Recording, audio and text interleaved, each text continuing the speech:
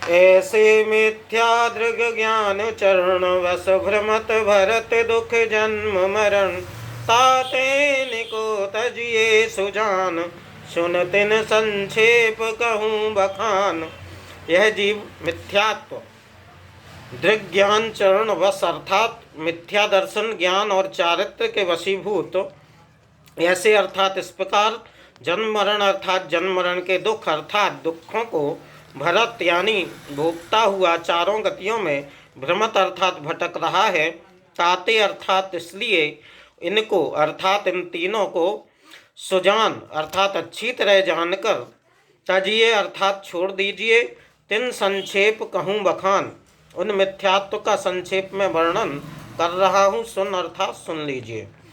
आज से दूसरी ढाल प्रारंभ करते हैं। पद्री छंद में है जिसमें 4 चरण होते हैं और प्रत्येक चरण में 16-16 मात्राएं होती हैं।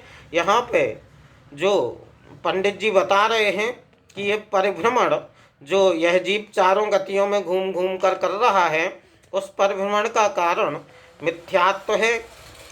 मिथ्यात्व कर्म के उदय से तत्वों के अश्रद्धान रूप परिणाम को मिथ्या दर्शन कहते हैं, अथवा जीवादि तत्वों के विपरीत सिद्धांत को मिथ्या दर्शन कहते हैं, अथवा सच्चे देवशास्त्र गुरु पर अश्रद्धान रूप परिणाम मिथ्या दर्शन कहलाता है।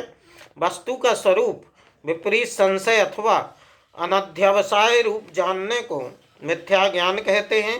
अज्ञान पूर्वक आचरण तथा अनैतिक आचरण को मिथ्या चारित्र कहते हैं। मिथ्यात्व के 2 भेद होते हैं, गृहीत और अगृहीत। पर उपदेश से सेवन किया जाने वाला मिथ्या सिद्धांत ज्ञान और आचरण गृहीत मिथ्यात्व कहलाता है। पर उपदेश के बिना मिथ्यात्व कर्म के उदय से जो मिथ्या सिद्धांत ज्ञान आचरण होता है उसे अगृहीत मिथ्यात्व कहते हैं। एकांत विपरीत विनय संशय और अज्ञान एक गृहीत मिथ्यात्व के भेद हैं जिन्हें हम अगले भाग में समझने का प्रयास करेंगे। आज इतना ही, धन्यवाद।